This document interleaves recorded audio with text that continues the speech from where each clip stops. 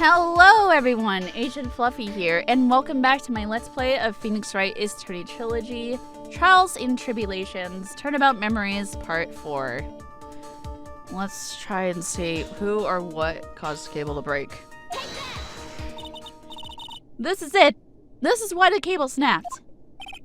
Well, Your Honor, I believe that the only thing that snapped is your mind and your fish. Ah, that was one of your best lines yet, Your Honor. Ouch, that was harsh. Please, Your Honor, give me one more chance.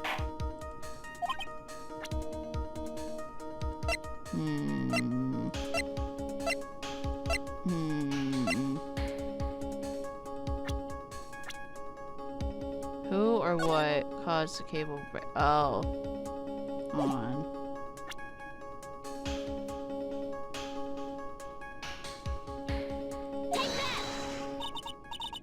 Okay, oh god, I'm stumped! Who or what was it that caused the cable to break? I'm fucking stumped, guys. I'll be right back. Alright, I am back. So, Phoenix. Your Honor, please think back to Mr. Wright's testimony. The defense testimony? He said that after he pushed the victim, he heard a loud, sharp noise. Now, this happened at around 3:00 p.m., correct? Yes, that sounds right. Wait, are you saying that the lab equipment lost power at 2:55 p.m., which fits right into Mr. Wright's timeline? In other words, it was Mr. Wright's shove that caused the power outage.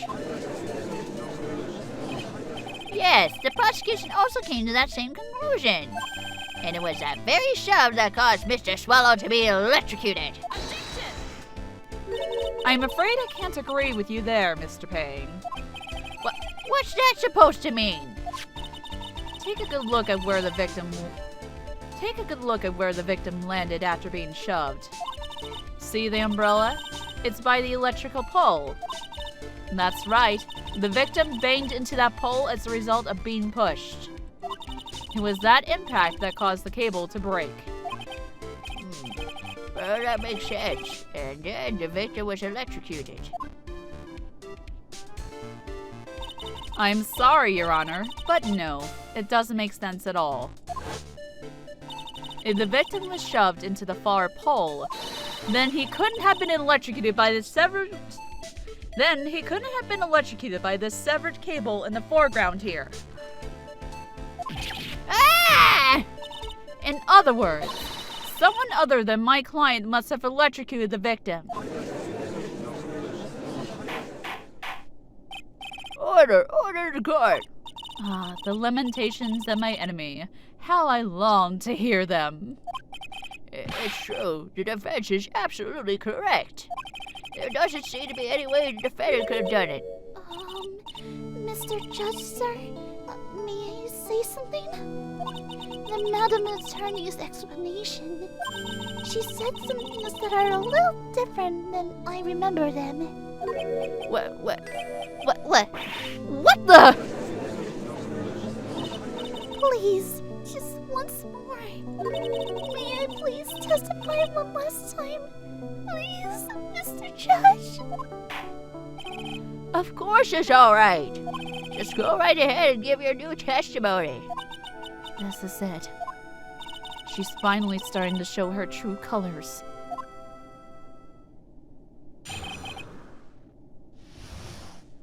Witness testimony, when witness part 2. The truth is, Finley pushed him twice. The first time was into the electrical pole. That's when the cable broke. The doggy tried his best to run away from him. But Finley caught up and crashed into him from behind.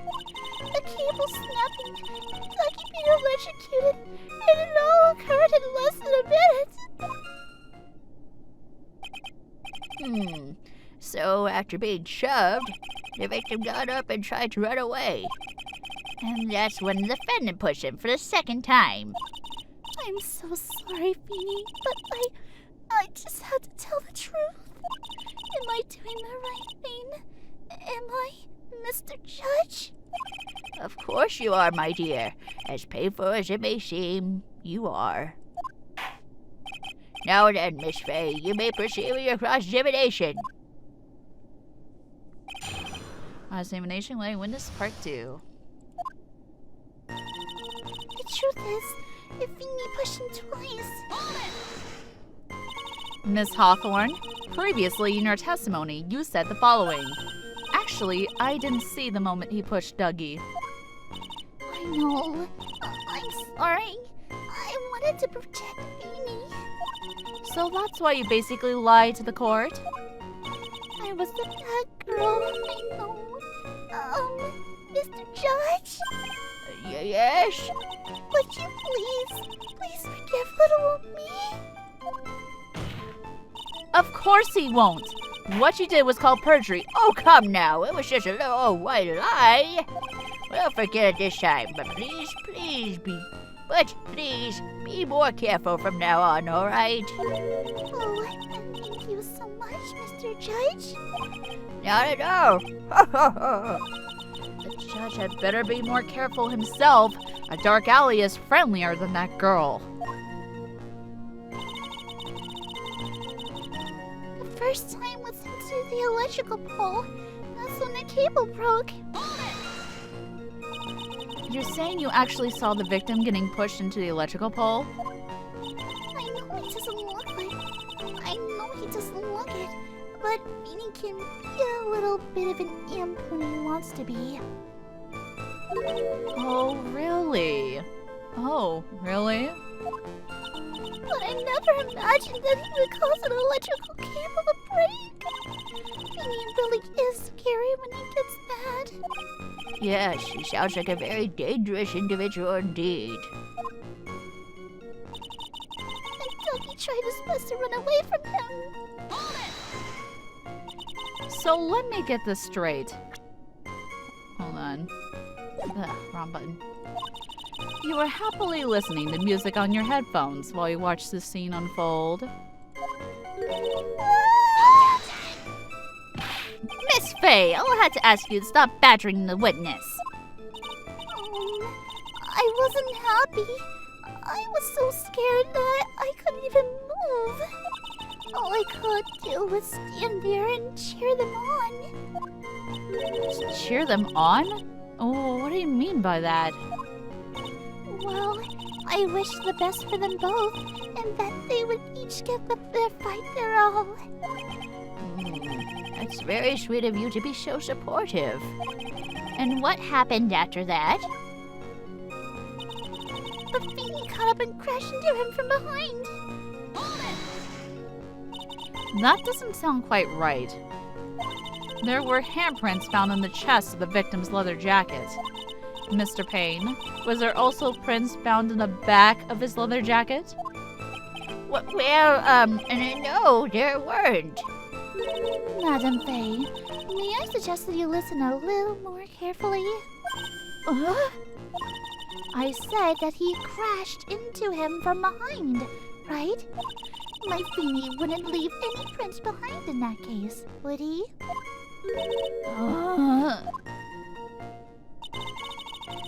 The cable snapping, Duck being electrocuted, it all occurred in less than a minute. Did you actually witness the moment the victim was electrocuted? I'm sorry. I didn't actually see it. I turned my eyes away. That's understandable. Yes, indeed. It would have been a horrific sight for anyone to behold. If I don't figure out the contradiction here, it's all over. She didn't have much time to come up with her lies, so this is my best chance. There must be a hole in her testimony somewhere. Think, Mia.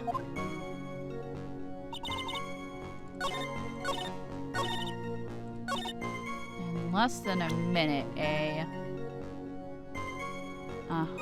Sure. Okay. It occurred in less than a minute. Let me like I think that's a lie. I think it is. That's what I think. Snapping heavy electrocuted all occurred less than a minute. Nope. That's enough, witness. I'm afraid I don't understand. You will in a minute. Could you please take a look at this picture? Oh, and medicine. That's the one Beanie likes to take for his cold. It's not the medicine I want you to look at. It's the wristwatch. It stopped at the precise time the victim was electrocuted. In other words, 3:05 p.m. Yes, and your point is, Miss Faye? My point is this. What time was it when the lab suffered that power outage due to the cable snapping? Well, according to the student's testimony, the answer is clear. It was 2:55 p.m. Yay! Would you care to explain to the court, Miss Dahlia Hawthorne, what exactly happened during this 10-minute interval? The defense proposes that it was during this interval that the real murderer killed Mr. Doug Swallow. Order! Order, court, what is it? This is nonsense! The real murderer? Even you can't deny that the time between the cable breaking and the electrocution are completely unaccounted for. Then who was it? Who else are you saying could have done it? There's only one person who could have murdered Mr. Swallow. Only after my client has left the scene. Was there a window of opportunity for the real killer? Miss Faye, is the defense ready to indict someone as this real killer? It's finally time. This is the moment I've been waiting for. Yes, Your Honor. We are ready. Very well. But remember, if you accuse the wrong person, you will be penalized. Think very carefully before you speak, Miss Faye. Now then, Miss Faye, let's have at it. Who is the real killer? I'd say it could only have been you, Dahlia Hawthorne. How can you? The defense is grasping at straws! 10 minutes passed between the time the cable broke and the time of the electrocution. 10 minutes passed between the time the cable broke and the time of the electrocution. What exactly were you doing that whole time, Miss Hawthorne? Were you really listening to some music while cheering them both on as they fought? I find it hard to believe that you didn't lift a finger to stop the men dearest to you. Order! Miss Faye! What? I mean, why, as you say? Miss Hawthorne, I believe you did witness the two men fighting on that day. However, after Mr. Wright pushed the victim and subsequently left the scene, it was you who pushed Mr. Swallow to his death by your very own hands. How can you say something so mean out of me? I didn't do anything. Miss Faye, this is a very serious issue. Your Honor! Please, I have something I want to say! You! What is it? Please strike everything the defense said just now for the record. What the? Are you daft? You're totally wrong, Miss Faye. Dolly, she couldn't do something like that. Mr. Wright, get back in your seat. Hey, left, grab that man. Leave my Dolly alone.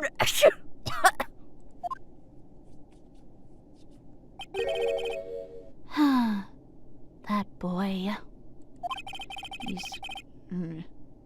That boy has got himself way over his head. Oh, Mr. Grossberg, you're back. It seems I arrived just in the nick of time. I found the police report on that incident in your newspaper clipping. Let's see. Reported an incident 8 months ago.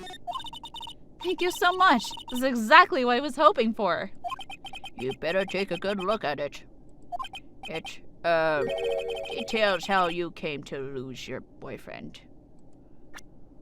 Let me take a look at it. Incident overview, location, district courthouse cafeteria, date time, August 27, 4 o'clock p.m. Victim, Diego Armado, age 28, occupation lawyer, suspect, Dahlia Hawthorne, age 19. Details, let's see. Armando ingested poison while interviewing the suspect regarding another case. Traces of poison were found in the victim's coffee cup. No poison was found in the vicinity or in the suspect's person. It is unclear how the poison entered the victim's coffee cup.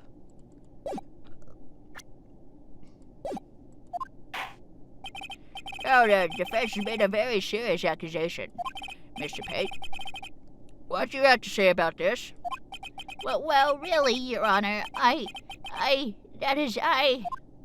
May I interrupt you for just a moment, Mr. Prosecutor?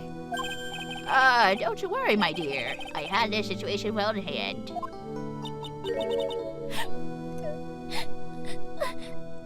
That is I, go right ahead. Madam Faye, are you seriously accusing me of killing my sweet Dougie? Yes, I am. Not only am I saying you murdered Doug Swallow, but you also tried to pin the whole thing on your current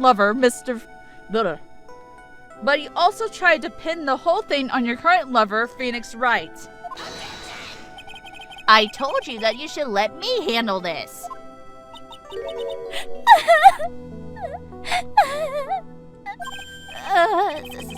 Sorry.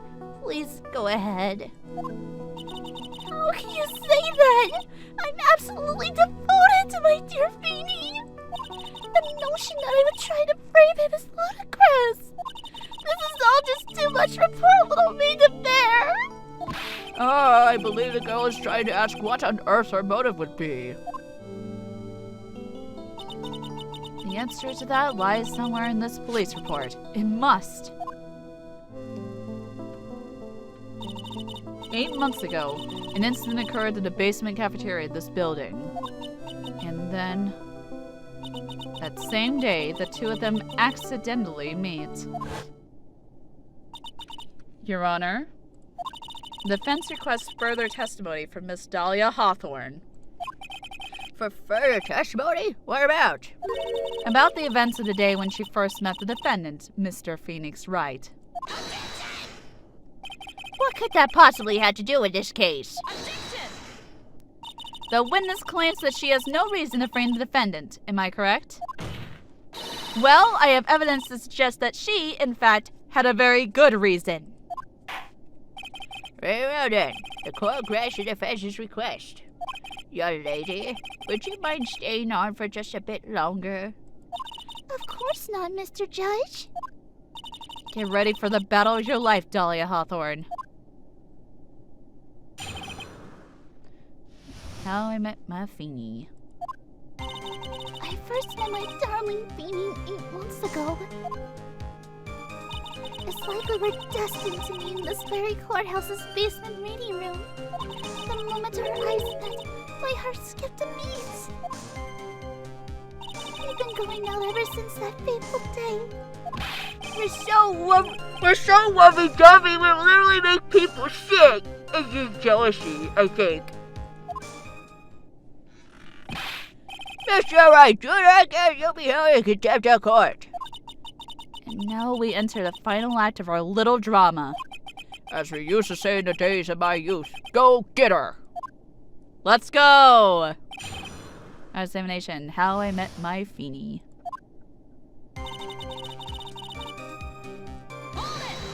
Let's go. So until that time, you have been dating Doug Swallow? Yes, I'm a real fool, I know. Letting my emotions change so quickly. I'm ashamed of myself. No, not at all. Look at me. I am infamous for changing my mind. My critics have even taken to call me Judge Fickle. Maybe you should look for a different line of work. Despite that, however, he always hands out the correct verdict. That's why some people also call him the Great Judgini.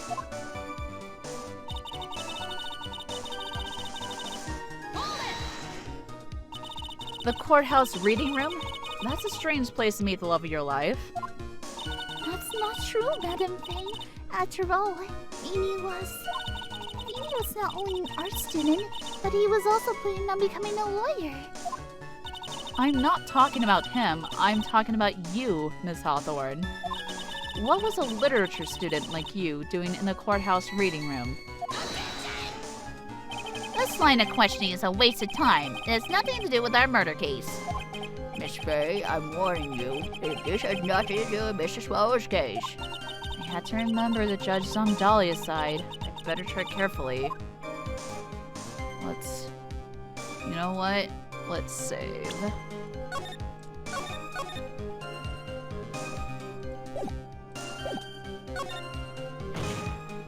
Your Honor, if you'll allow me some latitude, I think I can establish relevance. Please ask her to continue on with her testimony. Very well. Young lady, I've got a simple question for you. What were you doing downstairs in the courthouse reading room? If it pleases Your Honor, the answer is simply this. I had come to this courthouse to do some research for a paper I was writing. You were writing a paper? On what? On the relationship between modern Senryu poetry and the criminal underworld. Oh, that sounds like a fascinating research idea. Am I getting old? Now I've even forgotten what I've forgotten. Again with the midnight crisis stuff? Mia, why did that girl really come to this courthouse? Isn't that what you wanted to know? And speaking of forgetting things, you haven't forgotten the police report, have you? I went through a lot of trouble to get it, my dear, so be sure to read it carefully.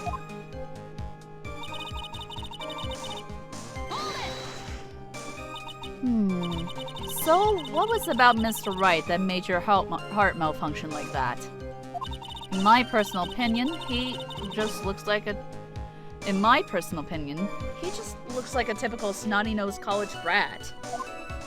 Perhaps to a woman your age, but to me, Beanie is handsome. Perhaps to you, Miss Hawthorne, but to the rest of the planet, he's a dime a dozen. Love is a mysterious thing, and I object to this line of questioning. If you were to look at my wife, for example, you might all be shocked. He's telling the truth. It was truly shocking. Beautiful mushroom, growing tall in the darkness. It comes from cow dung. That's the poem that best describes how I feel about my Beanie.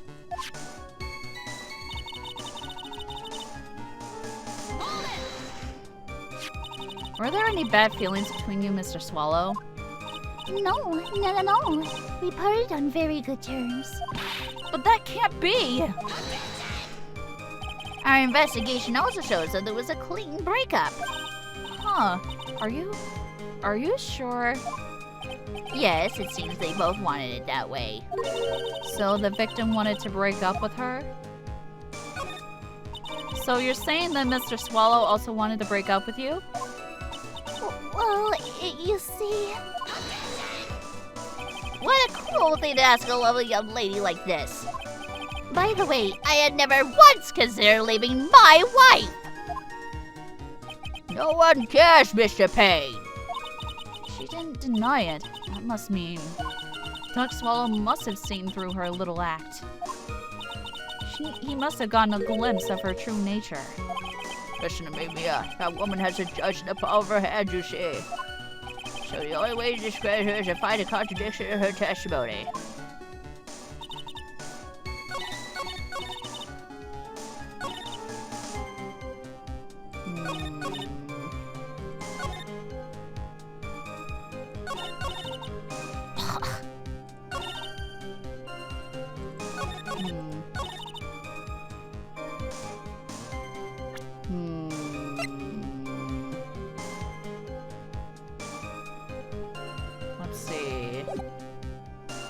go to options. I'm gonna save real quick. No,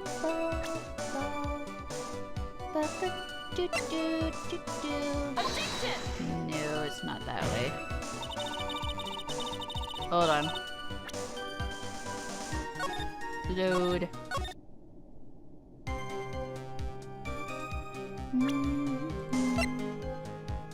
Okay.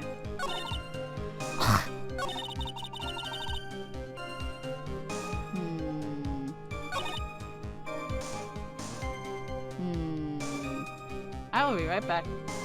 I am back, guys. I was just trying to remember what to do. Oh man.